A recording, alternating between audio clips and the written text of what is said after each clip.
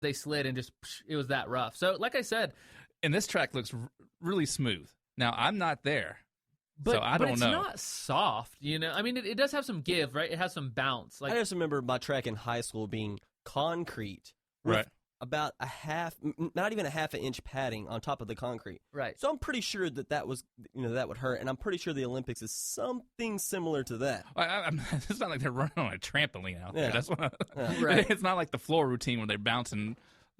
Okay, so let's make a bracket here. Let's finalize it down. What are you going to walk away with, Brad? That's the best. What was the most memorable thing about this Olympics so far? Obviously, we got some days left, but what are you going to walk away with? And as the next Olympics approaches, you're going to be like, oh man, but last year I don't think anyone will do this. Well, I just think Phelps' dominance is just, to me, that's the biggest story. And for him to do it in his last Olympics and to give everybody a lasting memory of him, capturing the 28th gold medal. Going out on top. Just like, Peyton Manning did in the Super Bowl.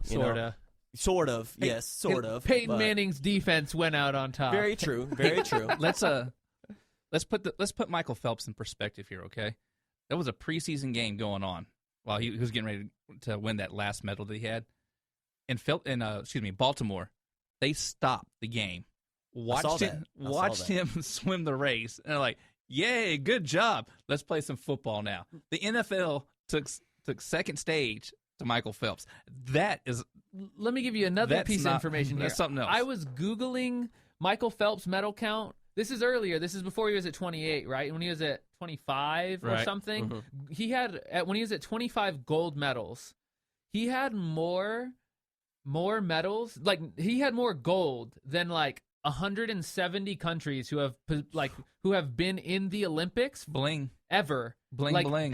More than like if you take their gold, their silver, and their bronze, you combine it. Michael Phelps had more gold than like 180 countries. And some of these countries, you would see it and you'd be like, really? Right. Like some of them are like pretty like a lot of them were South American, but still that you would see it and you think I would think they have more medals than that over however long they've been participating in the Olympics. 100 years.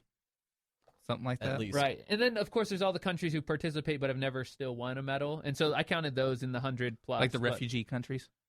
That's something, but I mean, even like Bahrain or, something. Right. I don't know if they've won a medal. Sorry if you have, Any Bahrain listeners? Yeah, all those, shout out to Bahrain. I mean, I know there's a naval base in Bahrain, so come on. I would love to be there. So okay, so Dave, he says Phelps. Are you on the Phelps hype train? Is that the most what you're going to walk away with? It's gonna be the swimming is what I'm gonna walk away with. Just it's gonna swimming entirely. It's gonna be Ledecky and Michael She's Phelps. the next Michael Phelps. I'm gonna say it now. Right. I mean, the way she just looked at the cheaters, like, yeah, hey, that's a different Russian girl, lady. wasn't it? Wasn't that Lily something? I'm not sure of that. The girl who did the finger wag. Oh yes, Her I name think it was a Lily different something girl. else. Oh, did Yeah. they mix them up? Yeah. So Okay. that girl actually beat that girl, but Ledecky was a little bit more respectful when she won. I'm guessing than doing the Matumbo finger wag. well, and at her again, they opponents. forget that they're being watched constantly, right? So Very she's true. sitting there watching someone. I mean, imagine someone basically like cheating their way to victory, and you're just sitting there like you finish your heat. And, like, it's your rival, and you know that they cheated, and they've admitted to cheating and been caught cheating, and you're just sitting there, like, fuming that you have to race this person, and they could take your medal hopes away. Okay. Like, can you imagine that feeling? And for her not to even just do that, I mean, I don't think it was that bad. I thought it was pretty tasteful for what it could have been. I thought it was hilarious. And she won. And she owned it, right? Yes, Like, if yes. she would have lost, she would have been a huge story, like, oh, shouldn't have been wagging that finger, but... So who are you taking? I'm actually, since you guys went with like the good thing that went, but I'm gonna give you the most memorable. The best story. No, I'm gonna give you the most memorable jerk so far of the okay. Olympics, and I'm gonna give you Hope Solo on a platter, Oh. right? So, first of all, people were like, "Why is she?" Too soon, My too soon. girlfriend was talking about why is she getting booed every time she touched the ball, right? And so people forget. She, as a woman, has been charged with domestic abuse. Right. Well, I don't think she was charged. I think the charges were dropped. But she is like the call has been made, and her husband have both domestically abused each other. It's happened in both instances, allegedly. Right. Once you get into that that charge, it's gonna loom over your head for the rest of your life. She's got a little bit of Ray Rice stigma, right? You know, I mean, it's not the same elevation, but that is part of why she's getting booed. And then for her to just be entirely classy after the Swedes won a fair and square game, like, yes, they don't want to play your game. That sounds like a pretty good strategy for any coach. Okay, hey, let's get into that. Okay, because part of that Sunday drive home, my late night, and I was listening to this person who I can't stand. And did you know that there is a rivalry between the USA and the Swedes? The women. Yes, because they have an assistant coach. Their head coach was an assistant coach for the Americans, so basically she has the playbook. Okay, but what percentage of America do you think knows that? I'd probably say I'm in like a 5%. 5%. Range. Okay, she went on this rant, and Will, I can't think of his last name right now, but he was filling in for Casillo and the other show that's with the mothership. Okay. Let's not give him too much credit because it's all Disney. But this broke, and he was like, oh, wow, you know, what's going on here? I can't believe it. And she just ripped into him like, you didn't know that's like the most soccer rivalry? No, we don't know. First off, I don't want to be insensitive, but women's sports come in second place behind everything else. I think women's swimming comes in, and then women's soccer you have 4, 5, 6, 7, 8, 9, 10. So soccer is a growing demographic and a growing popularity. I think we can all agree on that. So like the World Cup, the Olympics, things like that pique interest, and I think that carries over. And I think as we've become more globalized, you know, as the world becomes more interconnected, soccer's becoming ever increasingly more popular. I mean, I watch soccer more than you ever have. World Cup. Right. Okay. So, but I don't watch these qualifiers. And I think our women's team is one of the most dominant teams we have, like women's basketball and women's soccer. I'm gonna say was. Ever since Abby left, I'm gonna put the was. It is one loss on a very big stage. And I don't think that the championships are won on a big stage. But I don't think that the team has fallen off. Like I don't think that we're all of a sudden now 10th in the world. I don't think. No, you're still probably top 3. At least. And still maybe you're number not top one, 3. Like, okay, very top true. 4. So now the Swedes have beaten Brazil and they look even better, right? But they've done it in a shootout both times. They haven't done it. They haven't been able to just straight beat teams on the field within the time frame. And that's what gets me about soccer. You know, you run around for 90 minutes. 90 minutes. It's plus stoppage time. Plus stoppage time. Then you have the extra 30 minutes of 15 and 15. And then the shootout. And then the shootout. Right. I was like, okay, I wasted all that time, 90 minutes plus 30 minutes, 2 hours to come down to a shootout. I like the shootout. I'm a fan of the shootout. I mean, again, like I said, I don't think they've fallen off that far, but so for me, she's made the biggest. If you're gonna do the shootout, let's go ahead and nix that overtime.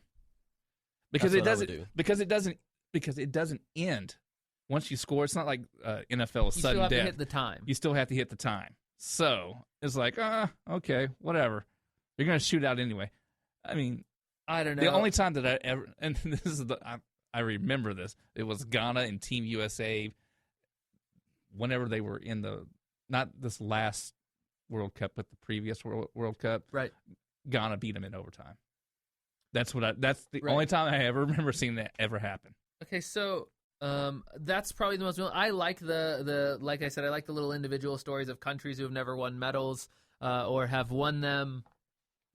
Okay, never won a gold. I think those are really cool moments. I think Hope Solo is like the jerk of the Olympics, other than maybe the Olympic Committee for putting it in Rio and putting all these people through these diving pools that smell like farts and terrible water they've had to empty multiple times, but they have no answer for. I tell you what, people have been like stuck up. Right.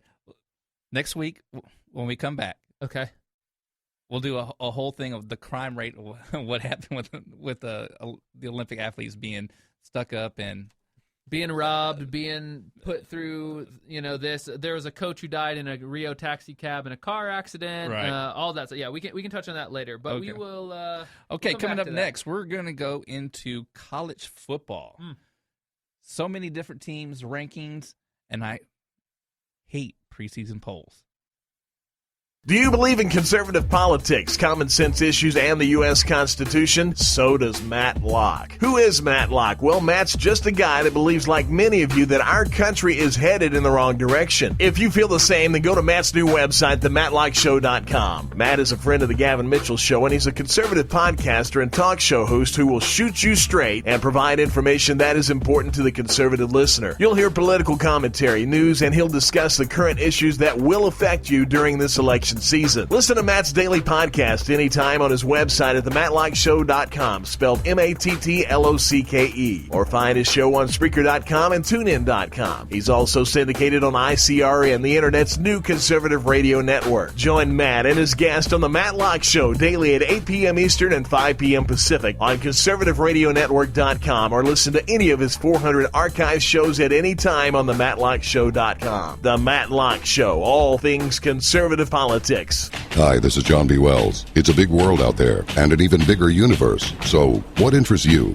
From the conventional to the conspiratorial, from the wonderful to the weird, from the sublime to the silly, we'll talk about all of it, and between all of us, we'll get a glimpse of the truth. Be on board ARC Midnight, this Saturday night at 10 on 570 KLIS.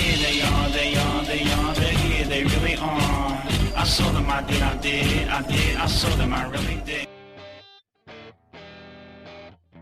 This is the Texas Strangers. Now here's David Carson and Ron Gano. Hey everybody, we are back with a little college football. It is that time, and I am so glad it's back, Dave.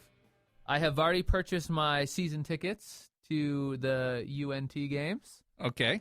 Shout out to John Williams and the guys at Oak Street Draft House for giving everyone like a really good deal on those every single year. Ballpark, how much you pay for?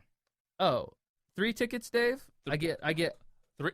There's a spare. 3 tickets. There's a spare. There's a spare. Oh, I might go to a game this year. Okay, Whoa. so there's 3 tickets. Drinks before the game, 1 free drink every game, and transportation to and from. How big is that drink? East Side Social Club. A beer, well drink. Ounces. I don't know. Dave, I'm not a huge bar goer, you know this. Like, is it like a 16? Yeah, probably like a 16. Like a 16? Yeah. I mean, it's not an 8-ounce, right? No, it's not like a can of beer. They don't just hand you one, and I guess a can 16 How big is the too, cup? Here's a Natty Light. Okay, guys, I haven't been there this year yet. You know, like I'm just telling That's you. That's going to determine if he goes or not. We get free alcohol. Okay. We get transportation to and from the game from the bar, so that you can drink and not have to drive. Nice. Okay. And of course, it's good business for them to bring the patrons to and from the game back to their bar, Right. to either celebrate or drown their sorrows. And then, well, see, hold on. We already talked about UNT earlier on a 3 months ago. Right. You have them at really low, and I have them really high, which is typical us. Yeah. Okay, so then the seats have seat backs. Ooh. Okay. Oh, luxury. We get a free T-shirt and the 5 home games. We get a ticket to each home game, and that is cost us for all 3 tickets. Okay. $225 for all 3 tickets. For all 3 tickets, with all of that included. I can afford that. You can afford that. I don't know if there's any left available, but I can find out. Okay. But so like I said, I got my tickets. I'm so excited. I follow UNT recruiting and stuff pretty heavily. I also kind of check up on the national powers. You know, we're right. UNT's right underneath these guys, just outside the top 25. 1-11 last year, and we lost to an FCS team by the greatest margin of all time. Was a good year. Okay. But let's look at the polls here. Let's just round out the top 5, Dave. Anybody want to guess who's number 1? Roll Tide. Should be number 1. Should be number 1. Until proven otherwise, why would they not be? They are the most dominant Until they team. fall off, then they just need to just ride that. You know they're going to lose a game this year. Somewhere they're going to lose a game, and they're still going to manage their way. This is the thing. Everyone goes, I can't believe Alabama's ranked number 1. They got rid of so many seniors, they're going to fall off. But this happens every single year. They don't rebuild, they reload. Right. Well, and this is something someone always put it this way to me. Alabama doesn't recruit, they pick. Right? They don't recruit, they pick. They go, we'll take that 5-star and that 5-star, and would you like to win a championship? Because the last class of seniors had 3. You know, how would you like 1? We can probably guarantee 1. You know, so Alabama absolutely should be. Clemson was good last year, but I'm yet to believe that this is sustainable. They're bringing back the same quarterback. Right, who's being considered the best player in the nation preseason. So far.